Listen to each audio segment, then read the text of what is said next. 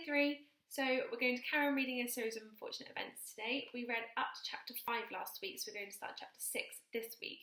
We left off on Friday.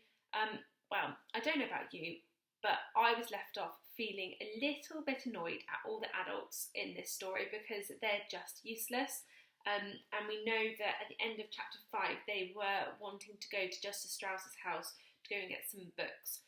So they've gone to Mr. Poe, they've said, Count Olaf's doing this stuff, and he's said, well, he's in loco parentis and he can do what he wants, which makes him pretty useless, really. So they've gone to Mr. Poe, he's not doing anything. Justice Strauss is nice, but she's not doing very much, so we left them going to Justice Strauss's library. So now we're starting chapter 6.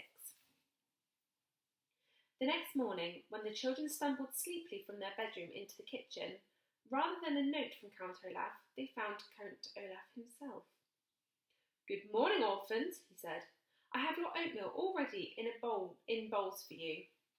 The children took a seat at the kitchen table and stared nervously into their oatmeal.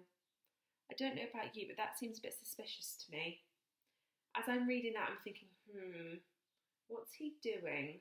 Because that's not normal. If you knew Count Olaf, and he suddenly served you a meal, wouldn't you be afraid there was something terrible in it? Like poison or ground glass.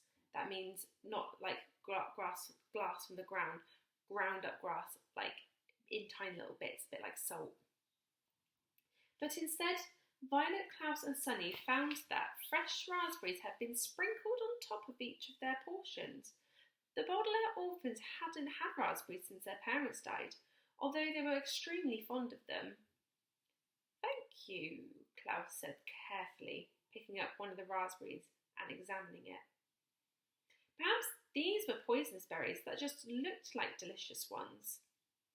Count Olaf, seeing how suspiciously Klaus was looking at the berries, smiled and plucked a berry out of Sunny's bowl. Looking at each of the three youngsters, he popped it into his mouth and ate it. "Aren't raspberries delicious?" he asked. "They were my favourite berries when I was your age." Violet tried to picture Count Olaf as a youngster, but couldn't. His shiny eyes, bony hands, and shadowy smile all seemed to be things only adults possessed. Despite her fear of him, however, she took her spoon and in her right hand and began to eat the oatmeal. Count Olaf had eaten some, so it probably wasn't poisonous.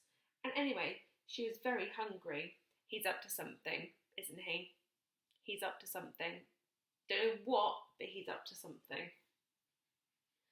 Klaus began to eat too, as did Sunny, who got oatmeal and raspberries all over her face.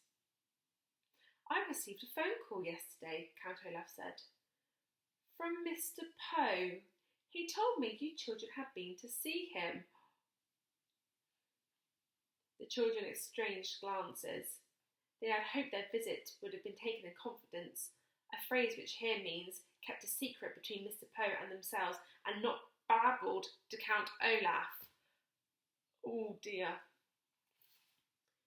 "Mr. Poe told me," Count Olaf said, "that you appeared to be having some difficulty adjusting to the life I have so graciously provided for you.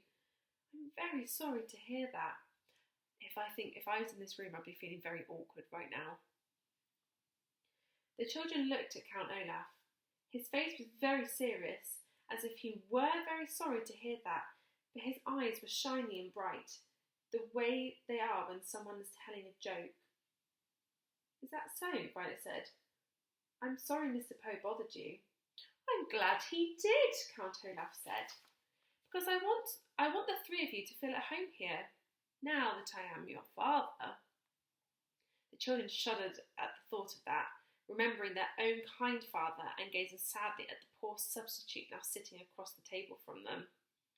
"Lately," Count Olaf said, "I have been very nervous about my performances with the theatre troupe, and I'm afraid I may have acted a bit standoffish." The word standoffish is a wonderful one, but it does not describe Count Olaf's behaviour towards the children. It means reluctant to be associated with others, and it might describe somebody who, during a party, would stand in a corner and not talk to anyone.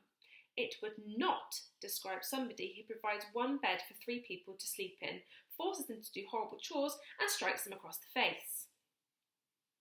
There are many words for people like that, but standoffish is not one of them. Klaus knew the word standoffish and almost laughed out loud at Olaf's incorrect use of it. If you could choose a word to describe him, what would you choose? Because I definitely wouldn't choose standoffish. If you can think of a word that you think best describes Count Olaf's behaviour as opposed to standoffish, email me and let me know, because that's not the right word, is it? But his face still had a bruise on it, so Klaus remained silent. Therefore, to make you feel a little more at home here, I would like to have you participate in my next play. Perhaps if you took part in the work I do, you would be less likely to run off complaining to Mr. Poe. In what way would we participate?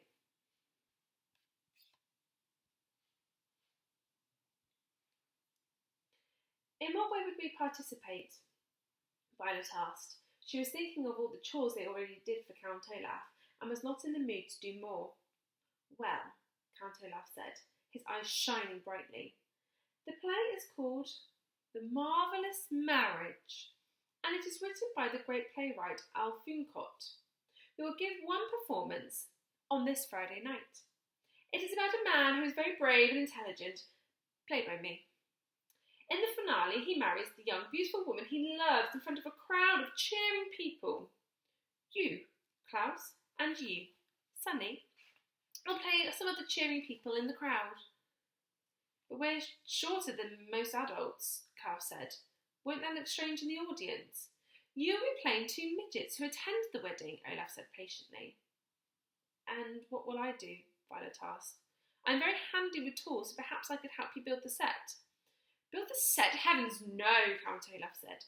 A pretty girl like you shouldn't work in the backstage. But I'd like to, Violet said. What do you reckon her job's going to be? Because I've got one big, probably very accurate guess. Count Olaf's one eyebrow raised slightly, and the Baudelaire authors recognised this as a sign of anger. But then the eyebrow went down again, as if he had forced himself to calm. But I have such an important role for you on stage, he said. You are going to play the woman I marry. Violet felt her oatmeal and raspberries shift around in her stomach as if she just caught the flu. It was bad enough having Count Olaf acting in loco parentis and announcing himself as their father, but to consider this man as her husband, even for the purpose of a play, was even more dreadful. It's a very important role, he continued, his mouth curling up in an unconvincing smile. Although you have no lines other than, I do, which you will say when Justice Strauss asks you if you will have me. Justice Strauss, Violet said. What does she have to do with it? She has agreed to play the part of the judge, Count Olaf said. Behind him, one of the eyes painted on the kitchen wall closely watched over the Baudelaire children. I asked Justice Strauss to participate because I wanted to be neighbourly as well as fatherly. Count Olaf, Violet said, and then stopped herself. She wanted to argue her way out of playing the bride, but she didn't want to make him angry. Father, she said, I'm not sure if I'm talented enough to perform professionally. I would have to disgrace your good name and the name of Alf Vuncot. Plus, I'll be very busy the next few weeks working on my inventions and learning how to prepare roast beef. She quickly added, remembering how he had behaved about dinner. I think she's saying that just to try and sweeten him up a little bit. Count Olaf reached out one of his spidery hands and stroked Violet on the chin, looking deep into her eyes. You will, he said, participate in the theatrical performance. I would prefer it if you would participate voluntarily, but as I believe Mr. Poe explained to you, I can order you to participate, and you must obey. Olaf's sharp and dirty fingernails gently scratched on Violet's chin, and she shivered. The room was very, very quiet, and Olaf finally let go and stood up and left without a word. The Baudelaire children listened to his heavy footsteps go up the stairs to the tower they were forbidden to enter. Well, Klaus said hesitantly, I guess it won't hurt to be in a play. It seems to be very important to him, and we want to keep on his good side. But he must be up to something, Violet said. You don't think those berries were poisoned, do you? Klaus said worriedly. No, Violet said. Olaf is after the fortune we will inherit. Killing us would do him no good. But what good does it have for him to put us in a stupid play? I don't know, Violet admitted miserably. She stood up and started washing out the oatmeal bowls. I wish I knew something more about inheritance law, Klaus said. I'll bet Count Olaf has looked up some plan to get our money, but I don't know what it could be. I guess we can ask Mr. Poe about it, Violet said doubtfully, as Klaus stood beside her and dried the dishes. He knows all those Latin legal phrases. But Mr. Poe would probably call Count Olaf again, and then he'd know we were on to him, Klaus pointed out. Maybe we should try to talk to Justice Strauss? She's a judge, so she must know all about the law. But she's also Olaf's neighbour, Violet replied, and she might tell him that we asked. Klaus took his glasses off, which he often did when he was thinking hard. How can we find out about the law without Olaf's knowledge? Book! Sunny shouted suddenly. She probably meant something like, would somebody please wipe my face? But it made Violet and Klaus look at each other. Book. They were both thinking the same thing. Surely Justice Strauss would have a book on inheritance law. Count Olaf didn't leave us any chores to do, Violet said, so I suppose we're free to visit Justice Strauss in her library? Klaus smiled. Yes, indeed. And you know, today I don't think I'll choose a book on wolves. Nor I, Violet said. On mechanical engineering. I think I'd like to read about inheritance law. Well, let's go, Klaus said. Justice Strauss said we can come over soon, and we don't want to be standoffish. At the mention of the word that Count Olaf had used so ridiculously, the Baudelaire orphans all laughed, even Sunny, who of course did not have a very big vocabulary. Swiftly, they put away the clean oatmeal bowls in the kitchen cupboards, which watched them with painted eyes. Then the three young people ran next door. Friday, the day of the performance, was only a few days off, and the children wanted to figure out Count Olaf's plan as quickly as possible. That is the end of chapter 6. It's getting suspicious now, isn't it? I agree with the orphans that he's up to something, just don't know what yet. And hopefully, when they go into the library, which will probably be chapter 7, they will read something up and they'll get an idea of what he's up to. But for now, I can't think of what he's up to. But it doesn't look good. He's being suspicious. He's definitely being suspicious. And it makes me a little bit uneasy because somebody with his kind of temper and his kind of unkind personality, somebody being that suspicious and sneaky, can never be good. So I hope you're just as gripped as I am, and join me tomorrow to read chapter 7. Bye.